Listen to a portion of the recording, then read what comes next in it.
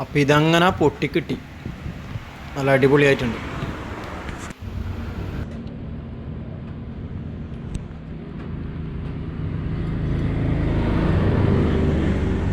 Hi friends, I am Ashraf Kannur. അപ്പോൾ ഞാൻ ഇപ്പോൾ ഒരു കാര്യം പറഞ്ഞുതരാൻ വേണ്ടിക്ക് വന്നേ കേട്ടോ. ഞാൻ ഇപ്പോൾ ഉള്ളത് നമ്മൾ റോയൽ ബുള്ളറ്റ്, പുന്നശ്ശേരിയിലുള്ള റോയൽ ബുള്ളറ്റിലാണ് ഉള്ളത് ഷോപ്പിൽ. ശരിക്കും പറഞ്ഞാൽ വണ്ടിക്ക് പണി കിട്ടി. അപ്പോൾ എന്താണെന്ന് കാണിച്ചു തരാം കേട്ടോ നിങ്ങൾക്ക്. നമ്മുടെ ഏഴോമൂല റോഡില്ലേ, ഞാൻ ഇന്ന് രാവിലെ ഏഴോമൂല പുഴൻ്റെ സൈഡിലോട്ട് റോഡിലോട്ട് വരുന്ന സമയത്ത് വണ്ടീൻ്റെ മീറ്ററിൻ്റെ അടിയിലെ സ്റ്റാൻഡ് അത് പൊട്ടി. അപ്പോൾ ഈ മീറ്റർ ഇങ്ങനെ തൂങ്ങാൻ തുടങ്ങി, ആടാൻ തുടങ്ങി. ഞാൻ അതെടുത്തിട്ട് ഞാൻ നേരെ ഇവിടെ വന്നിട്ടുണ്ട്. അപ്പോൾ മീറ്ററിൽ ഇളക്കി, അപ്പോൾ അതിൻ്റെ ഇടയിലെ സ്റ്റാൻഡ് മാറ്റണം. അപ്പോൾ എനിക്കിപ്പം പറയാനുള്ളത് നമ്മുടെ നാട്ടിലെ റോഡിനെ കുറിച്ചാണ്. എൻ്റെ നാട്ടിൽ ഏഴോമൂലയുള്ള റോഡ് മോശമൊന്നുമില്ല, നല്ല റോഡാണ്. പക്ഷെ പഴയങ്ങാടിയിൽ നിന്ന് ഏഴോമൂലയിലേക്ക് പോകുന്ന റൂട്ടിൽ മുട്ടുകണ്ടി വരെയുള്ള റോഡ് വളരെ അബദ്ധമാണ്. അബദ്ധം എന്ന് പറഞ്ഞാൽ വളരെ മോശം. ഇപ്പം മഴ പെയ്യുമ്പോഴത്തേക്ക് ചളി നിറഞ്ഞ് വെള്ളവും ചളിയും നിറയുമ്പോഴത്തേക്ക് റോഡേതാണ് തോടേതാണ് ഒന്നും മനസ്സിലാകുന്നില്ല. അങ്ങനത്തെ ഒരു റോഡാട്ടെ. ഞാനിപ്പോൾ ഇന്നലെ ഒരു വ്ളോഗ് ചെയ്തിട്ടുണ്ടായിരുന്നു നമ്മുടെ ലോക്ക്ഡൗണിൻ്റെ സമയത്ത് പഴയങ്ങാടിയുടെ അവസ്ഥ എന്താണെന്ന്. അപ്പോൾ അതുവഴിയാണ് ഞാൻ വന്നത്. അപ്പോൾ ആ ക്ലിപ്പ് ഞാൻ ഇപ്പോൾ നിങ്ങൾക്ക് കാണിച്ചു തരാം. ഓക്കെ, ആ റോഡ് എങ്ങനെയാണെന്ന് ഞാൻ നിങ്ങൾക്കിപ്പോൾ കാണിച്ചു തരാം.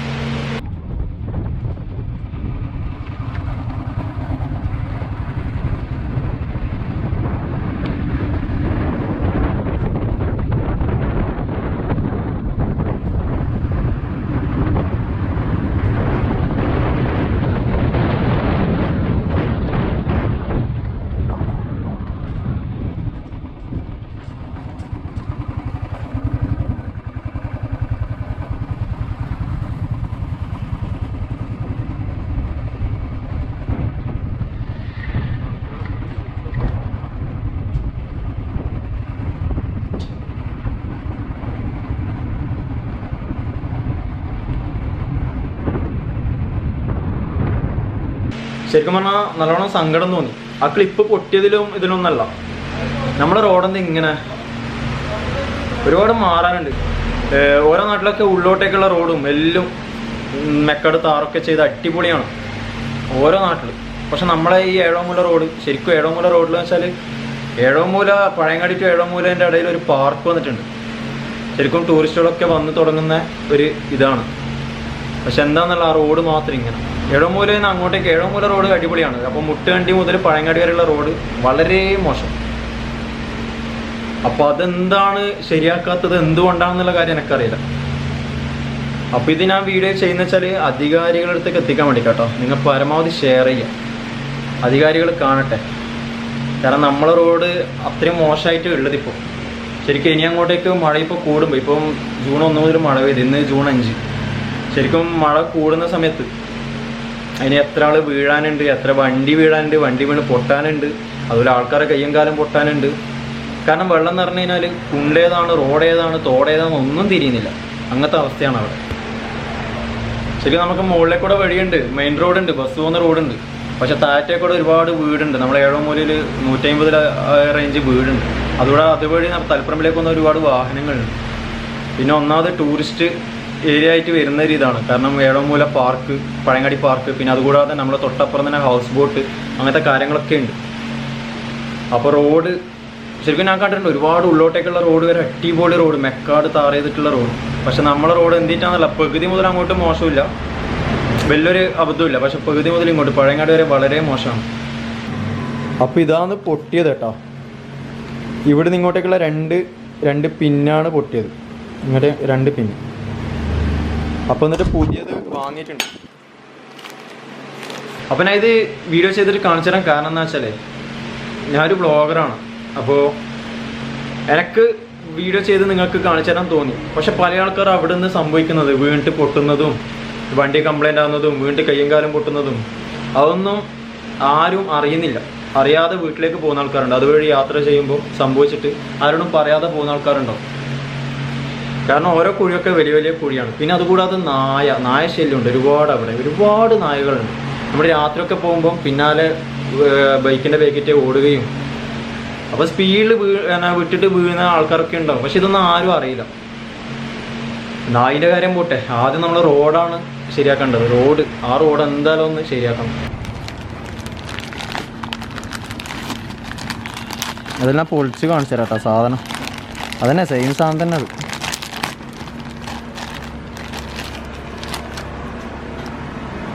അതിൻ്റെ ബുഷ് എടുത്തിട്ട് ഇടണം അല്ലേ? ആ ബുഷ് എടുത്തിട്ട് ഇനി ഇപ്പോൾ ഇടണം. ഇനി പുതിയതിന് ബുഷ് വരുന്നില്ല, റബ്ബറിൻ്റെ ബുഷ് ഉണ്ട്. അതെടുത്തിടണം. ഓക്കെ, ഇനി ഫിറ്റ് ചെയ്യാൻ നോക്കും.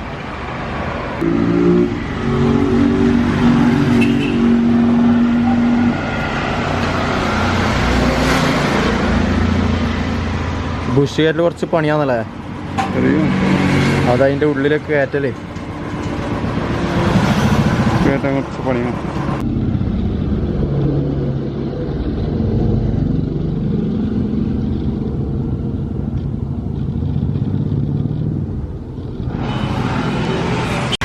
അങ്ങനെ ബുഷ് ഇട്ട് കേട്ടോ. കുറച്ച് കഷ്ടപ്പെട്ടിന് ബുഷ് ഇടാൻ വേണ്ടി. 3 ബുഷ് വരുന്ന പ്രശ്നമാണ് അതല്ലേ? ഭയങ്കര ഷെയ്ക്കും. നമ്മളെ തണ്ടർബേർഡ് മോഡലിന് വരുന്ന പ്രശ്നമാട്ടോ ഇത്, ബുള്ളറ്റിൻ്റെ. ഒന്നാമത് പാർട്സ് കിട്ടാനില്ല. ഞാൻ പാർട്സ് കിട്ടൂലെന്നാണ് വിചാരിച്ചു കേട്ടോ. പക്ഷെ കിട്ടീനി, സാധനം കിട്ടീനി. അതുകൊണ്ട് പ്രശ്നമില്ല. ഞാൻ പിന്നെ നേരെ ഇവിടത്തേക്കാണ് വരത്തത്. നമ്മളെ റോയൽ ബുള്ളറ്റിലേക്കാണ് ഫസ്റ്റ് വരിക. ഇവിടുന്ന് തന്നെ എല്ലാം ചെയ്യാം കേട്ടോ. ഈ ഷോപ്പിൽ തന്നെ വർക്കെല്ലാം ചെയ്യില്ല. അപ്പോൾ ഇനി ഇത് ഫിറ്റ് ചെയ്യണം. ജിജു ചെയ്യാം. ഇത് ശരിക്കും ഇങ്ങനെ വേണ്ട കേട്ടോ. ഇതിൻ്റെ ഉള്ളിലേക്ക് കൊടുത്തിട്ട് ഇവിടെയാണ് മീറ്റർ വേണ്ടത്. ഈ മുകൾ ഭാഗത്ത് മീറ്റർ. ഇങ്ങനെ സാധനം വേണ്ടേ. പക്ഷെ കുലുക്കത്തിൽ പൊട്ടിപ്പോന്നു. ആദ്യമായിട്ട് പൊട്ടിയതാട്ടോ എൻ്റെ ഇത്.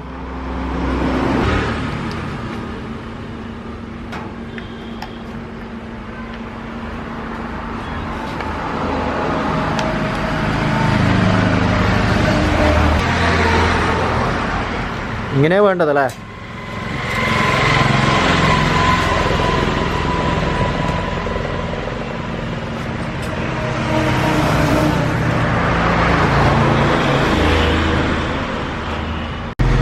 ഇനിയിപ്പോൾ ഈ ഹെഡ്ലൈറ്റ് ഊരി മാറ്റണം. ഹെഡ്ലൈറ്റ് ഊരിയിട്ട് വേണം നമുക്ക് മീറ്റർ കയറ്റണം. കാരണം ഇതിൻ്റെ ഇടയിലേക്ക് വയറൊക്കെ പോകാനുള്ളതോ.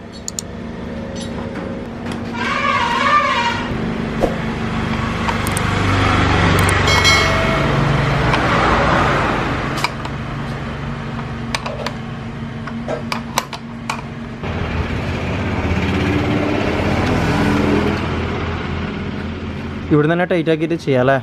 പിന്നെ ഇത് അങ്ങനെ കൊണ്ടുപോയി ഫിറ്റ് ചെയ്താൽ പോരെ?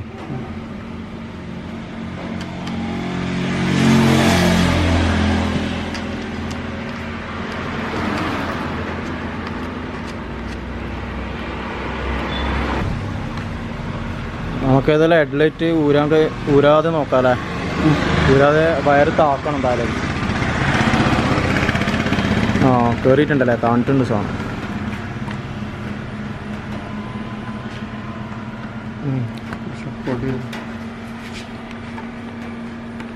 സാധനം ഇങ്ങനെയാണ് വേണ്ടത്.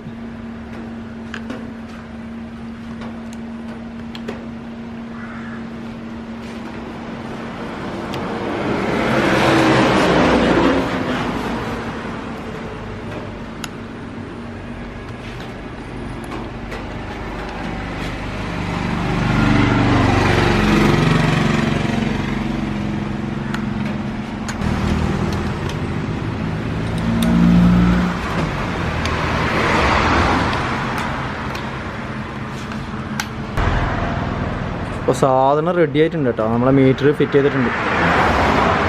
പക്ഷെ നമ്മൾ ലൈറ്റ് ഊരിയിട്ടില്ല. ലൈറ്റ് ഊരാതെ തന്നെ ചെയ്തു. കുറച്ച് പണിയുണ്ടായിരുന്നു ചെയ്യാൻ വേണ്ടി.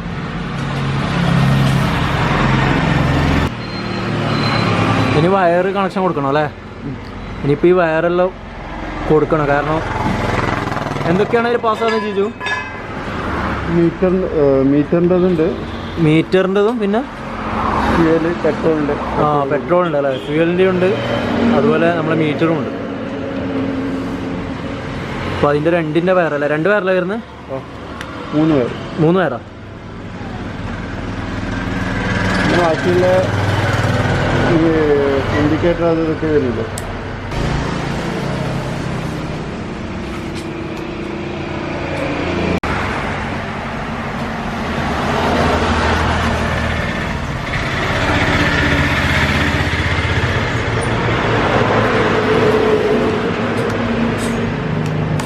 പാസ് അടിച്ച് നോക്കിയാൽ പാസ്സാകുന്നുണ്ടല്ലേ? ആ മതി.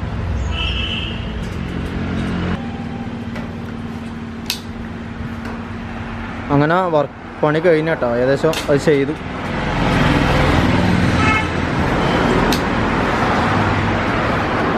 ഇപ്പം മീറ്ററിൽ ഓക്കെയാണ്. അങ്ങനെ ചെയ്തു കേട്ടോ, വണ്ടീൻ്റെ പണി കഴിഞ്ഞ്. പിന്നെ മാസ്ക് ധരിക്കാത്ത നോക്കണ്ട കേട്ടോ. ഞാൻ സംസാരിക്കുമ്പോൾ മാത്രമേ മാസ്ക് ഊരുന്നുള്ളൂ, കാരണം സംസാരം എത്രത്തോളം ക്ലിയർ ആകുന്നുണ്ടെന്ന് അറിയാത്തതുകൊണ്ടാണ്. അപ്പോൾ ഞാൻ ഈ വീഡിയോ ചെയ്ത് തന്നെ അതിനാണ് കേട്ടോ. കാരണം എന്താണെന്ന് വെച്ചാൽ നമ്മുടെ നാട്ടിലുള്ള റോഡ്, ഞാൻ ബൈക്ക് എടുത്തിട്ട് ഒരുപാട് സ്ഥലങ്ങൾ പോയിട്ട് കാണുന്നതാണ്.